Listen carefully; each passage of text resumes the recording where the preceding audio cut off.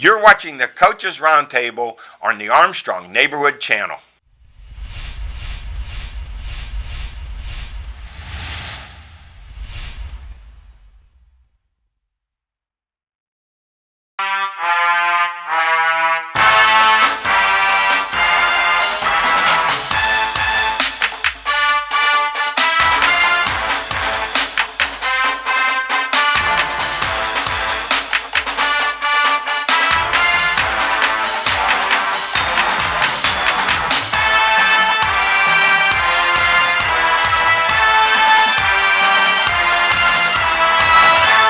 Welcome to Coaches Roundtable. I'm Ed Codi, and welcome our guests, the voice of Pittsburgh, the Pittsburgh Steelers, University of Pittsburgh football and basketball, the venerable Bill Hillgrove. Bill, thanks for joining us, buddy. Good to see you. Last year, such a different year. You're approaching 50 years with Pitt football, over 50 years for Pitt basketball, and coming up your 28th year for Pittsburgh Steelers play-by-play. Yeah, just a great testimony to your longevity and your success.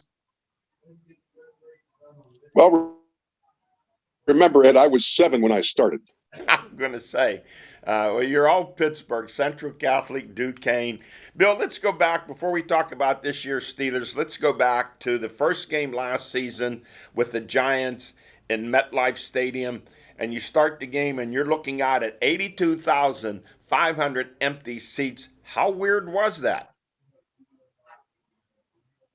Well, there was no energy in the stadiums at that time. And even through the early part of the season, it was tough for everybody. I think it was really tough on the players because there'd be a timeout, which is dead time, and everybody's standing around, and there's no energy. At least a little bit later, when they started to admit family and friends, the Jumbotron would take a tight shot of people, waving towels and dressed in their garb, black and gold garb. And at least the players could feed off that off the Jumbotron. But it was surreal, and I hope we never, ever have to go through that again. Well, that game, the Steelers win 26-16. That jump starts them to an 11-0 start.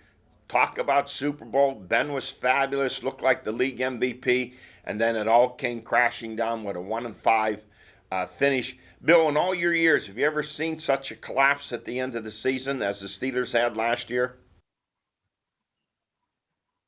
No, not by a Steelers team. I have never seen anything like that in all the years of doing this. But there were reasons for it, pretty much documented.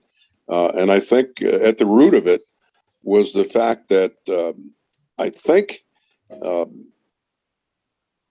the offense just didn't do a good job of knocking people off the ball. And as a result, I'm sure Randy Fietner realized, okay, we got to rely on Ben. Ben's our ace.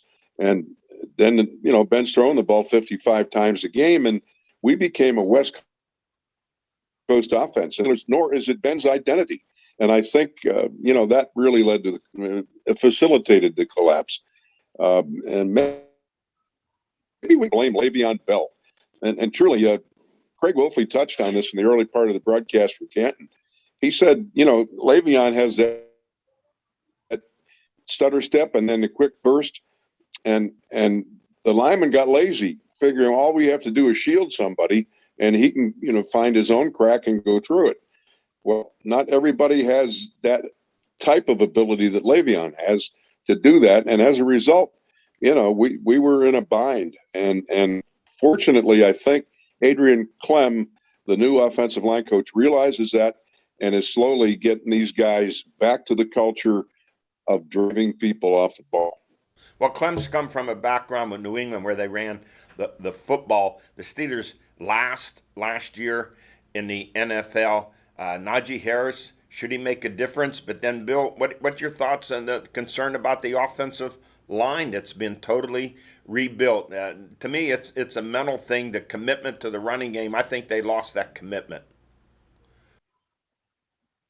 Yeah, they did, and for good reasons. I think there'll be some addition by subtraction. And I hate to say it, but I think both Marquise Pouncey and David DeCastro were injured. And as a result, were only shells of their former selves.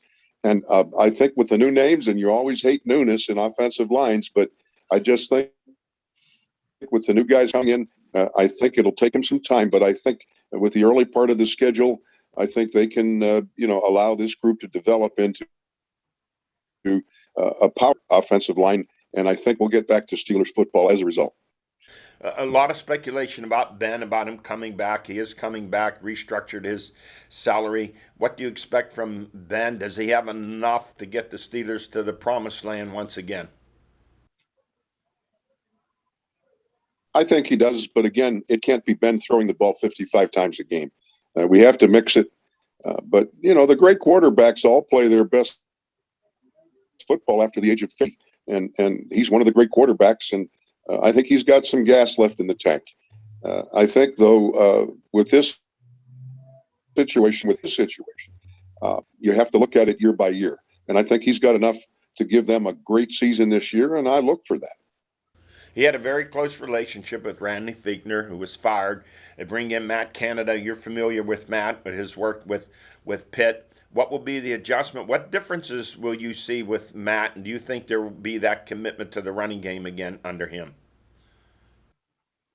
I think there will be, and what I see so far, jet sweep motion that is got to give the defense something to think about.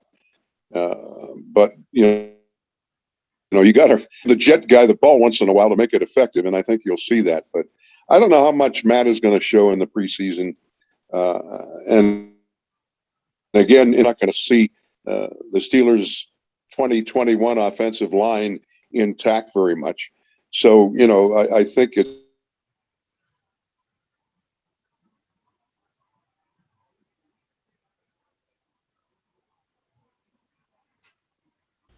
Now, appears we have a technical glitch at this point. good account of themselves. All right, we're back on. Yeah, okay. Yeah, we had a little problem. Go ahead, Bill. Sorry. Oh, we had a glitch. Yeah. And it's always not good when glitches get into the system. Those. What are your impressions about Najee Harris so far? Is he? Yeah, I think he's everything as advertised. He catches the ball, great change of direction, but more than anything, I like his attitude. He almost brings a veteran's attitude into the camp, and I like that. He's willing to help others. I see him talking even to the defense once in a while, not taunting, but talking. And by the way, taunting is one of the things that they're looking for this year, which is it's about time. Anyhow, I just like his approach, and I think that's going to augur well for everybody. I think the real race now is for his backup position, and it's going to be a good one. Anthony McFarland Jr. is the heir apparent there.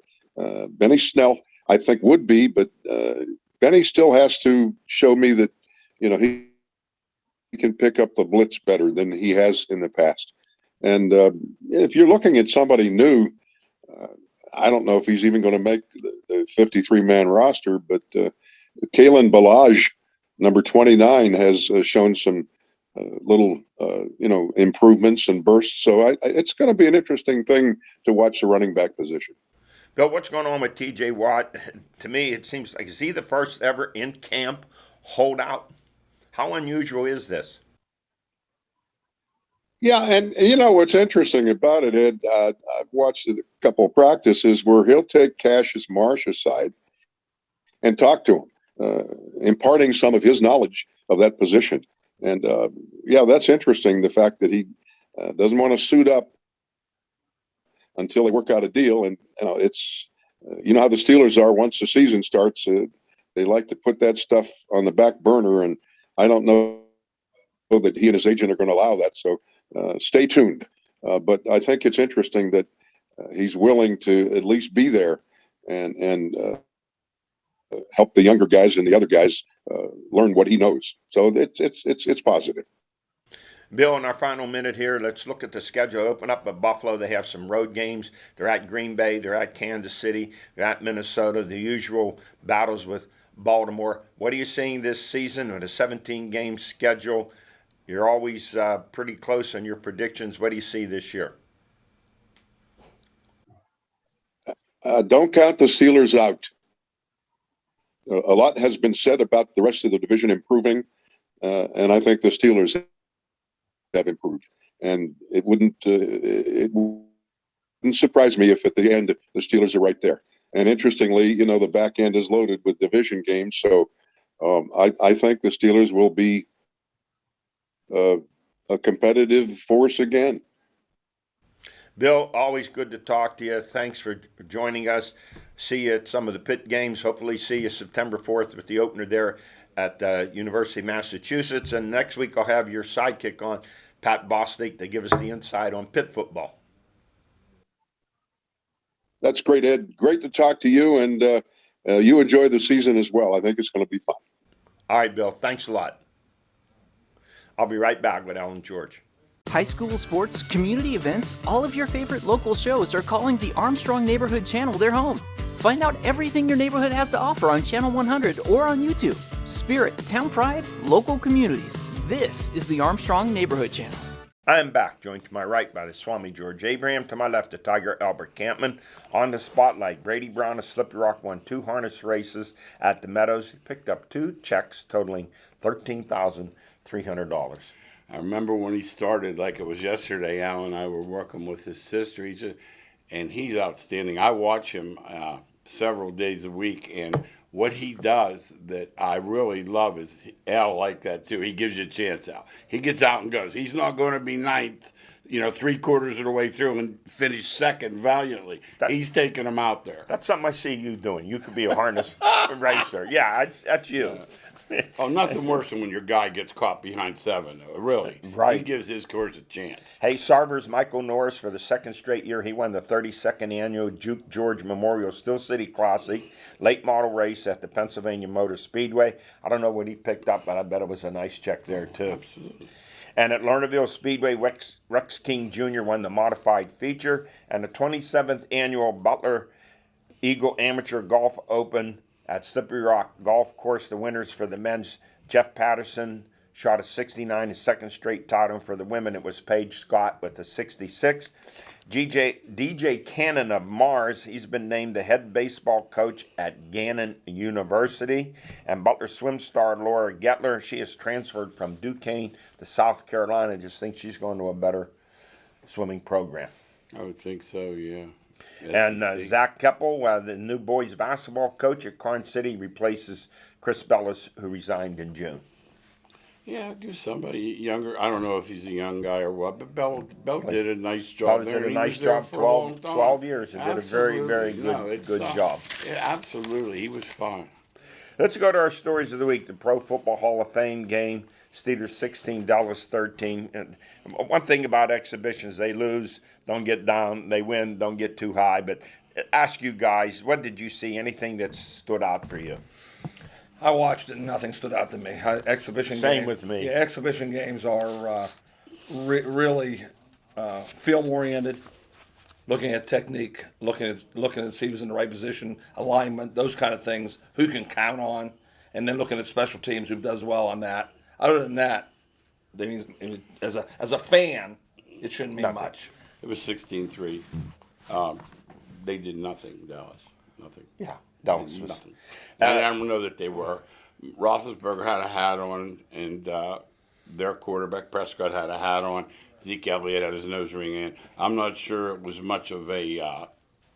You could read anything. I'm not sure. I'm big on Najee Harris, but they were raving at 7 carries, 22 yards. Okay, yeah. It's just part of the scrimmage. I'm not saying what they saw. They're looking hard. It's like he'll make a nice run in practice, and they'll be like all over that.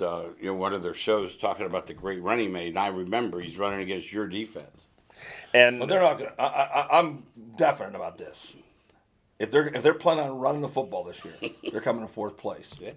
With that offensive line, they better know right now they're going to have to throw the ball to win it. There's not I know Najee's there. So they're saying they're going to run. But seven. I watched their offensive line. Now that's Saying and making the commitment are two different things. Yeah. Okay. But I just don't think they can. And I believe. Well, they're going to be in trouble if they can't run. I believe they can't run. They were last year 80 yards a game. 80 yards a game. Can't be worse, right? I mean, I'm not being funny. Can't be worse. I don't think they can run the football. Albert, can you run and win today? What? No, nobody runs and wins it. That's it. Nobody runs and wins. But if you don't, But you want to try. If you don't Here's run, where you have to run. You don't run, you're in trouble. No. If you got to throw 45, 50 times a game, you're not winning too many. You're not winning any Super Bowls. Here's my thought on it. You have to be able to run on 3rd and 1 and 4th and 1. And that's what they have not been able to do. Well, I don't care if you throw or run. Look at Tampa. How they came alive last year. They struggled in the beginning, and then what happened? That running game with Leonard Fournette picked up, took a lot of the pressure off Brady. All of a sudden, the passing lane started to open up. If you can't do that, they have no respect for your running game. You're in trouble. Well, their offensive line, Tampa Bay, is way better. Much better. Offensive line, Well, no question. yes. Now, I don't see anything with Rudolph. He was 6 and 9, 84 yards. Haskins was 8 of 13 for 54 yards, 2 short scoring drives. I'm not seeing where he's going to be the backup. Haskins. Rudolph's going to be the Haskins. I think there so, is no too. doubt about that. Rudolph's going to be the backup. I don't know. Let's hope they don't have to use him. That's what I'm going to pick up what you said. When I go to the offensive line, I just think as they move through these next 3 exhibition games, this line has to play more and more each week to get unified as a playing unit and coordinated. That's so important in the game of football. The communication, the working together offensive line. Bill Hillgrove, I listened to your interview with him. He said they won't be together till the first game. That's a struggle. Guys out of practice. That's a struggle They're for holding me. guys out. Well, I think with Tuitt, let me say he's home dealing with a personal tragedy. His brother was killed by a hit-and-run driver. He's home taking care of it. The mother saw it, witnessed it. So who knows when he'll get back in camp. He's dealing with that issue. Now, T.J. Watt, you guys tell me, is he the first ever in-camp holdout? And, you know, the Steelers, you heard Bill Hillgrove say, once the season starts, they don't want to deal with contract. My question is, why is he in camp? I just think that's a positive. It's unusual. I think it's a positive. I think it's a good faith thing. I do, that the players see him there, that he cares that enough to help other players. But it's unusual. Most holdouts don't even come to camp. I'm saying, I turn it into a positive. You see it as a positive. Yeah, because he's there. And one more thing, too. I heard a guy make... Because I guarantee he's in great shape, by the way. Yeah. I heard a guy make a great point yesterday. He said he could snap that Achilles just as easy running the tires or whatever as he could in contact. Okay, but let's say they go to the last preseason game, NFL doesn't call it exhibition, with Detroit, and he's still in this situation. Now what? I don't think he plays. He plays. Not the last exhibition. No. I'm just saying he doesn't have a contract. He's going to play without. He's going to play without. He's going to suit up the next week and play. No question. I've seen this a million and a half times in football. That the best players hold out to. But what he's saying is the unusual part. The unusual. He's in there practicing. Yeah, he's going to play. He's just not hitting. He's going to play. All right, we'll see. We'll see what happens. I don't think it's good that he goes right into that first game without having the pads on. But practice. Donald just did it 2 years ago and was Player of the Year. Yeah, it's just so different. They are in such great shape. Like right now, he can step and do anything he wants to on that field. It's so different. What do you guys think about this? I read the article. Matt Canada likes the jet sweep. Now, I think that's good if We've seen that a million Delaware times. with the wing T. Delaware. I watched Pitt play it too. That was What's that NFL when he stand came up for? with that. He was way ahead of his time. Yeah. Now everybody uses it, so it's not a big thing to anybody. Oh, they're batting it to him now. They're faking it. You know, there's so many variations of it. I think once in a while you can do it. I think they tried a little bit last year with Claypool, didn't they, down in the red zone? Now, wide receiver James Washington, one day he was upset, wanted to trade it. Next day he was okay. Wants the ball more. Look, Claypool, He's not getting Juju, Eric Ebron, Johnson. There's not enough footballs to go around. No, There's $2 saying he said he didn't want to trade him, but he did. They manage that message. I don't care what anybody says. The stories, they're very, very difficult. Usually they come out of there from a national guy, whether it was Brown not living at the dorm, whether it was Harrison sleeping in a meeting. The news seems to come from the national guys. Well, the best they could get for him, this is his last year. He'll have a new contract coming up next year, maybe a fifth-round pick if they want to want to trade him, and I'm sure that they're saying all the right things, but they're taking a peek around and see what's Is going he on. a 3 somewhere else, Al? Yeah, I would think I so. think so. I would think so. I think so. I think he does okay when he's in there. He's He's not better. solid. He's just better. He's not better than any of the receivers. No. The ones you mentioned. No. All He three doesn't- of- he doesn't all three drop of them it like up the there. other guy, Oh, though. yeah, but okay. He He's doesn't not. drop I it watched like him the play other enough. guy. He's not even close to those other three guys. Well, he's not happy. He's not. Yes. He's not. And at the point you want a disgruntled guy on the field. Wide receivers, those They're famous guys, for that. they're notorious Yeah, they for are. that. Hey, the Hall of Fame ceremony, all deserving, but especially nice to see Donnie Shell honored, and of course the late Bill Nunn for all the great work he did. He never really got the recognition that he really deserved. From us, he did though. You know, from people From who us, we know about it. From people, Right, yeah, what from he people did. who know, and really, I'm talking about the fans. But even if you ask a lot of Steeler fans, you say Bill Nunn, they'll go, who? wow, that's, the ones in Elwood, Yeah. they know him. They're fanatics. They worship Bill Nunn because he got every great player. He got them all. No, that's what I'm got saying. So they know. Well, the HBCUs weren't on the map, and he got them and put them on the map. Yes, he did. Now, my next point is this. This is one of my favorite players. Why he's not in the Hall of Fame, L.C. Greenwood. He was a strength in that defensive line, single-handedly dismantled Oakland on the way to the – he just made life miserable for Kenny Stabler that day. I don't understand. Is he overshadowed by Joe Green and Ham and Lambert and Blunt and all these guys? Too many of them. Yeah, But he's good. Same with Al Oliver. He's We one of the talked best about that. defensive ends that ever played, absolutely. L.C. Greenwood. Yeah, your point has been made a million times by George and I that Steelers have so many Yeah. during that era. Yeah. So many great players in that era. You had to cut off, and the guy that got cut off was probably better than some of the other ones. That's why it took Jerry Kramer 40-some years to get in Same because thing. there were 11 or 12 Packers Same in thing. ahead of him. Absolutely. NFL gold, despite COVID-19 and empty stadiums in 2020, NFL teams' worth increased by 14% to an average franchise value of $3.48 billion. I've been telling you that. Yeah, and They had no fans, and they gave all of 15%. all of this in spite of a 20% drop in revenue. It's just mind-boggling. And the Cowboys are at the top, $6.5 billion. New England, $5 billion. The Giants, $4.85 billion. The Steelers at a paltry $3 billion. Hey, not too bad for the chief investing $2,500 in about that. 1932. Oh, my. $2,500 to $3 billion. Yeah. Yeah, the Giants surprised me. It has to be in New York City. I see no other reason why. Always because, been one of the richest franchises. It has to be Hey, because they're Trying to not. get a 1-bedroom apartment, you know, in a hurry. Yes, $3,000. people who lived up there. $3,000. You Have moved back. might get a closet. Yeah, you get a closet. for $3,000 in New York. And the Bills quarterback Josh Allen, he signed a new 6-year contract extension for $258 million, $150 guaranteed. We can't grasp that, and my wife hates it. She sees that. She says, "Wait a minute, teachers get paid $50,000. This guy gets, so it's a supply demand thing. It's been like that forever, but it is outrageous. Think about what you just said. The money you just said. Well, it's outrageous. You know, I don't know if it applies. You know what they asked Bear Bryant, you make all this money and everything and that, and he said, I don't see anybody rallying around the chemistry professor on Saturday. Yeah, so It's entertainment. It's not.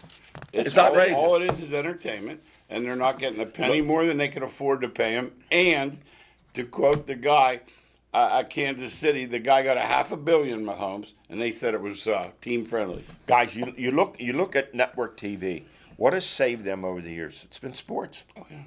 especially That's football. what drives it. Especially football. Especially football. You know what though? It reared its head last week when the Steeler exhibition game outdrew the Olympics. Yeah. It put it all in perspective. I'll tell you what's going on there in a second. And in pro basketball, Steph Curry, he signs his second $200 million contract with Golden State. This one, a $215 million extension for 4 years. What is that? $50 million a year. 50 You got million what a year. yesterday too, Doncic, because he was first team All-Star 2 years in a row. They could rip it up sooner. He got one for $50 million. 5 years, 250 something. We've been talking about this all night, Eddie. I don't mind the best players getting major money. The mediocre, the average players are signing gigantic contracts. That's what I can't understand. And where's the money come from? Listen, when the Steelers, the last time they were in the Super Bowl, I heard of this. I remember reading. People were borrowing $10, $20,000 to go to the Super Bowl and going into debt. I remember that. And you talk that's this money Hey, that is generated is unbelievable. Well, I sent him a thing yesterday. Rolling Stones tickets. You wouldn't believe it. You would not believe it. Right now, Thousands. right. Look, the Steelers opener at Buffalo. Those tickets, Oh, you can't. people will pay $400 or $500 for a ticket How old for are the that Stones? opener. How old are the Rolling Stones? 70s. So I don't think they have. Yeah. And people are paying how much money to go see I him? said it to you. Oh yeah. Oh, No.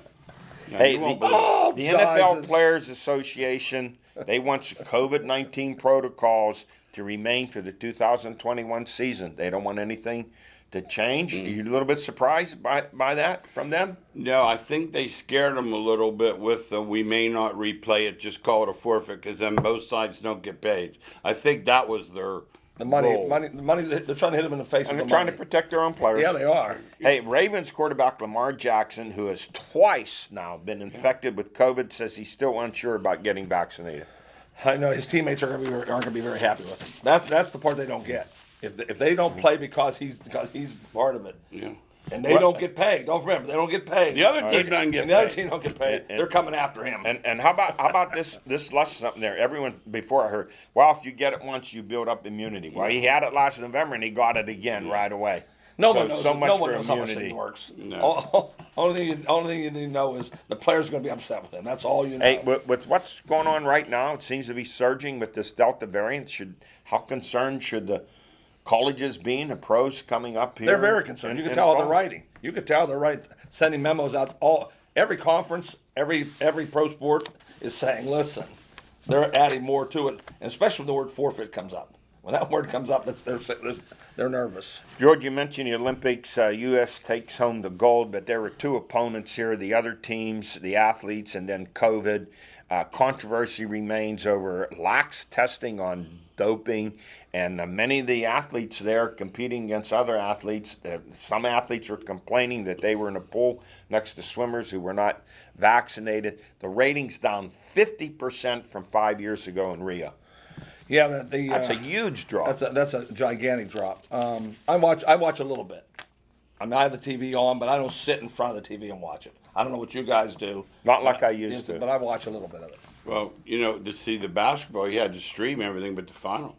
The only game that was on Channel 11 was the final, live. If you wanted to watch the basketball, because it's halfway around the world, it's going to be the same problem in the Winter Olympics because of the time difference.